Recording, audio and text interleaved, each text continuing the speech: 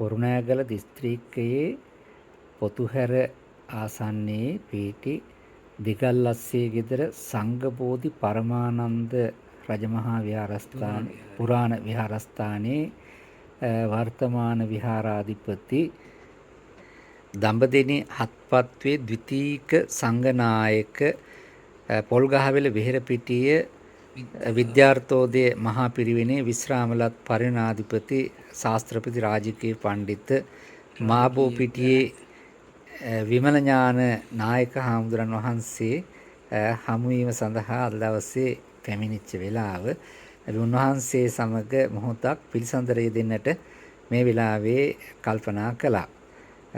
අපේ නායක හාමුදුරුවෝ වහන්සේගේ ජීවිත කතාවේ මුල ඉඳලා චුට්ටක් දැනගන්න අපි කැමතියි. ඔබ වහන්සේ ගම්පලාත කෑගල්ල දිස්ත්‍රික්කයේ මාබෝපිටිය කියන ගමේ. ඒතර පවුලේ කී දෙනෙක් වගේ ඉන්නවද? පවුලේ 6 දෙනයි. අම්මා තාත්තා දෙන්නයි අම්මයි 8 දෙනයි. ඒතර ඔබ වහන්සේ කොයි අවුරුද්ද ඉපදුනේ? මම 1960 12 වෙනි මාසේ 10 වෙනිදා තමයි ඉපදුනේ. එතකොට පාසල් ගියේ? පාසල් ගියේ ඉස්සෙල්ලාම ගමේ පාසලක් තිබ්බ තෙලිජ්ජගොඩ කනිෂ්ඨ විද්‍යාලය කියලා. ඒකේ 6 වෙනි ශ්‍රේණිය දක්වා ඉගෙන ගත්තා.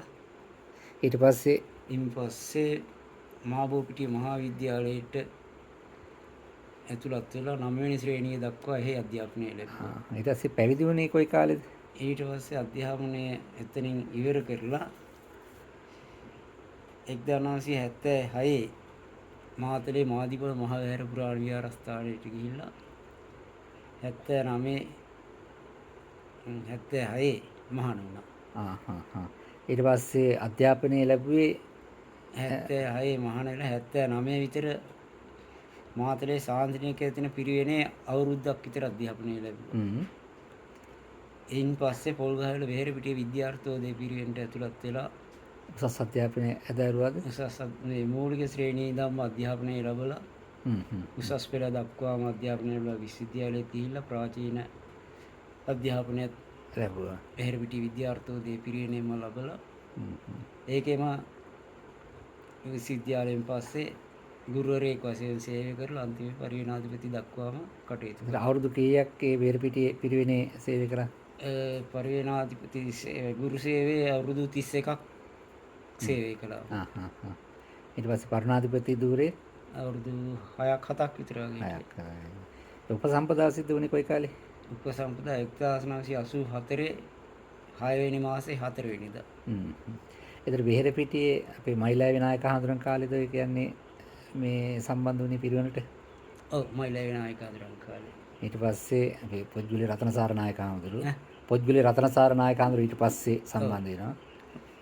මයිලා විනායක හඳුරන්ගෙන් පස්සේ තමයි මේ නායක හඳුරු විශ්‍රාම ගත්තන් පස්සේ තමයි මම පරිවේනාධිපති ධුරයට පත් වුනේ. එතකොට මේ සමකාලීන කවුද ඒ කාලේ ඔබ වහන්සේත් එක්ක හිටියේ? සමකාලීනව කවුද ඒ කාලේ පන්තිවල හිටියේ ඔබ වහන්සේත් එක්ක? අපේ සමකාලීනව හිටියා ඉරියාවේ පඤ්ඤාය මිල හඳුරු කිමුල් පෙටියා මේ සීවිලි බෝරුග්ගමේ තව හාලියාලේ විමල් රතන හඳුරුව බෝරුග්ගමේ තව හිටියා යාකරවත්තේ උපාලි බෝරුග්ගමේ සරණංකර කියන බෝරුග්ගමේ සරණංකර කෙනෙක් බෝරුග්ගමේ සරණංකර එතකොට කළුගහ කඳුරු විමල ජෝතිය මත ඒ කාලේ විමල ජෝති වහමල්ගොල්ල ඇවි ජනානන්ද එතකොට පිය රතන එතකොට අර ළමයි වගේක් හිටියනේ. ඒ බදුල්ලෙන් ආපු බදුල්ල පැත්තින් ආපු අතුල එහෙම අතුල සුමන සේකර ළඟට මේ දංකර හාමුදුරුව ඒතර ඒ වගේ නේ ගොඩක් පිරිසක් හිටියනේ. ගොඩක් හිටියා කට්ටිය කාලේ. ඒතර දැනට ඉතින් ඔබ වහන්සේ එතකොට එහි පිරිවෙනෙන් විශ්‍රාම ගියායින් පස්සේද මෙහෙට ආවේ? ඔව් විශ්‍රාමත් ඇරල්ලා අනේ වැඩ කරන අතරතුර තමයි 2011 තමයි මෙහාට ආවේ දිගලසේ. ඉතින් මේ පන්සල අයිති අපේ හාල්යල විමල රතන හාමුදුරුවෝ. ඒතර ඒ හාමුදුරුවෝ ඔබ වහන්සේට පැවරුවා මේ පන්සල. ඔව් පවරලා දිනවා ගියා.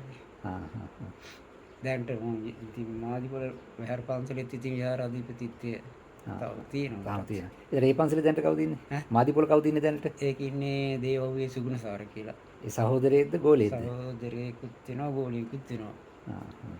ඒතර ඒ කියන්නේ ඔබ වහන්සේගේ ගුරු හාමුදුරුවෝ ඒතර අපවත් වෙච්ච පඤ්ඤාසාර නායක හාමුදුරුවෝද? පඤ්ඤාසාර නායක හඳුරුවයි විහාර විමල සාර කියලා මහෝපාද්‍යය විහාර විමල සාර ලොකු හාමුදුරුවෝ. ඒතර මේ පන්සලට ඇවිල්ලා දැන් කොච්චර කාලයක් වෙනවද? දැන් අවුරුදු 12 13ක් විතර වෙනවා. 13ක් වෙනවනේ. ඒත් දැන් ඔබ වහන්සේ මෙහි එනකොට දැන් ওই තිබිච්ච ගොඩනැගිලි අරම මොනවද තිබුණේ නැද්ද? මොකක්වත් තිබුණේ නැහැ. ඒකේ මං එනකොට තිබ්බේ විහාරයයි බණමඩුවයි චෛත්‍යයයි විතරයි. විතරයි. දැන් අලුතෙන් මොනවද ඔබ වහන්සේලා සංස්කරණය කළේ? ධර්මශාලාවක් හැදුවා. දානශාලාවක් ඒකටම සම්බන්ධ කරලා හැදුවා. ධාතු මන්දිරයක් හැදුවා. අලුතෙන් හදලා තියෙනවනේ. අට්ඨවිසි බෝධි කුටි සහිත බෝධි ගරයක් හැදුවා. මලසුන් ගයක් හැදුවා. ඊළඟට තව විසිමිත බුදු මැදුරක් හැදුවා. ඒ කියන්නේ අර ධාතු මන්දිරත් එක්ක තියෙන එකද? නෑ නෑ. වෙනම අර වීදුරු වලලා. ආර ලස්සන එකකට තියෙන දෙක ඈට තියෙන එකනේ. බුදු මන්දිරයක් හැදුවා. ඊළඟට වාහල්කඩ හැදුවා. සෑහෙන වලසක් දැන් කරා. මේ දවස්වල බුදු පිළිමයක් හදන්න සමාධි බුදු පිළිමයක් හදන්න වැඩ ආරම්භ කරලා තියෙනවා. මට මතකයි ඒ කාලේ අර මේ තිබු තනිකර ගල් තලාවක් නේ තිබුණේ මේක. ඊට පස්සේ පස් දාලා පුරවලා ලොකු වැඩ කොටසක් කරන්නේ. මේ විහාර මඩුවම ප්‍රාකාරී වටේට බැම්මක් බැඳලා පස් පුරවලා මඩුව හැදුවා විශාල ලෙස. ඒකනේ. පන්සලට එන්න පාර හදලා තියෙනවා කොන්ක්‍රීට් කරලා. කාපට් කරලා. ඒකනේ. ඊළඟට උඩහට වතුර ගන්න ලිදක් හදලා තියෙනවා. ඒ වගේ සංවර්ධන කටයුතු ගොඩක් කරා. එතකොට ඔබ නායක පදවිය හැමනේ කොයි අවුරුද්දද? ඒක දැන් අවුරුදු 5ක් විතරනේ. ඒ කියන්නේ එතකොට දඹදිනි හත්පත්තුව කියලා කියන්නේ මේ කියන්නේ මේ කුරුණෑගල දිස්ත්‍රික්කයේම. කුරුණෑගල දිස්ත්‍රික්කයේ දඹදිනිය වෙත ඒකයි පත්තු හතක් කියලා කියන්නේ. හතක් තියෙනවා ඒකට. එතකොට දැන් මේ වෙනකොට දැන් වයස කීයද? මේ වෙනකොට දැන් 64 සම්පූර්ණ වෙනවා ලබන 12 වෙනිදාට. 12 වෙනිදානේ. එතකොට අවුරුදු 64ට ලොකු වැඩ කොටසක් කරලා තියෙනවා. අවුරුදු 64ට සෑහෙන වැඩ කොටසක් කරලා තියෙනවා. ඔව්. එතෙ පැවිදි සහෝදරයෝ කවුද ඉන්නේ අය තව? දැනට පැවිදි සහෝදරයෝ ඉන්නේ ඉතින් අර දේවහුවේ සුගුණසාරයි. ඔව්. ඒ ගෝලියෝ ටික තමයි ඉන්නේ. එතකොට ගෝලියෝ ගෝලියෝ වශයෙන් දැනට නන්දසාරේ ඉන්නවා. තව ඉතින් මහවැර පන්සලේ ඉන්නවා. දෙනියායේ ධම්මසාර කියලා. ඊළඟට කිරලැස් ඉන්න ගුණරතන කියලා. ඔක්කොම ඉතින් මගේ නමක් දාලා උපසම්පදා කරලා තියෙනවා.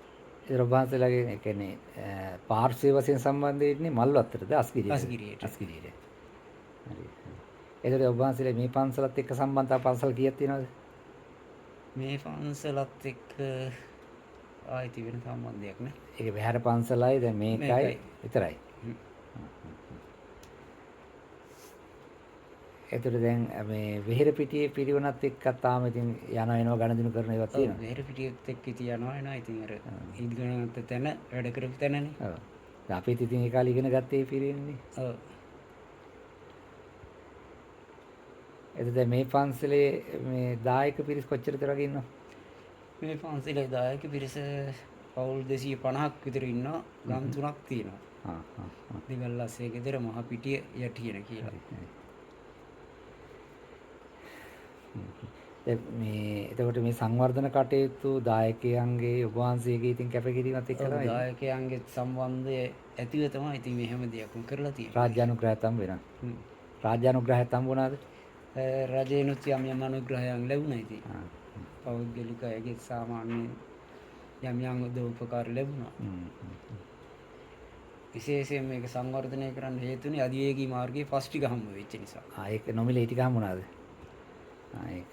ඔය ඒ කාලේ බොහොම අමාරුනේ පාරේ ආවේ ගියේ. එතන මේ පන්සලේ මුලින් හිටපු නායක අඳුර කවුද? මේකේ හිටියා වලකුඹුරේ සීල විමල කියලා ලොකු හාමුදුර. මුලින්ම හිටියේ. මුලින්ම. අපි දන්න කඩේට ඉස්සරලා ඉතින් තව හාමුදුරුවෝ කීප දෙනෙක් ඉඳලා තියෙනවා. ඊට පස්සේ වලකුඹුරේ සීල හාමුදුරන්ගෙන් පස්සේ තලුවත්තේ ගෙදර රතනසිරි. ඔව්. එයා පොයදිනවට අර ඒ දවස්වල අපේ වෙහෙර පිටියේ නිතර වෙන කාර් එකේ වඩින හාමුදුරුවෝ ඒ හාමුදුරුවෝ තමයි වලකුඹුරේ සීල විමල. ඒ කියන්නේ විමල රතන හාමුදුරුවන්ගෙත් ලොකු හාමුදුරුවෝ. විමල රතන හාමුදුරුවන්ගෙත් ලොකු හාමුදුරුවෝ. සහෝදර හාමුදුරුවෝ කෙනෙක් ඉන්නේ. එතන විමල රතන හාමුදුරුවෝ ඉන්නේ පන්නල පන්සලේ. හරි. ඒකයි රතනසිරි උපයදිනෙන් පස්සේ විමල රතන හාමුදුරුවන්ට තමයි ආයිතුනේ මේ ටික. මේකයි කලුගමුවයි ඒ පන්සල් විතර කීයක් තියෙනවද? තලවත්තේ විතරයි පන්සලයි 4ක් විතර. පන්සල් 5ක් නේ. 4ක්. ඉතින් විමලට තනතුරු ජිනිවා ගියාට පස්සේ කළු හේන්දි වල විමල සිරිට දුන්නා. මේ කළුගම තව හාමුදුර කෙනෙකුට දුන්නා. පන්නල පන්සලතර ලොකු හාමුදුරන්ට බාර දුන්නා. මේක මට බාර දුන්නා. දැන් ඉතින් පන්සල් ටිකේ වෙන වෙන කට්ටිය ඉන්නවා. හරි. ඉතින් ඔබ වහන්සේට නිදුක් නිරෝගී සුවය චිරජීවන ලැබේවා කියලා ඉතින් ආශිර්වාද කරනවා. රත්නත්‍රි ආශිර්වාදයේ බලෙන් ශක්තිය යහපතක් සිතක් වේවා කියලා මෙලාවේ ආශිර්වාද කරන ඔබ වහන්සේට. තෙරුවන් සරණයි.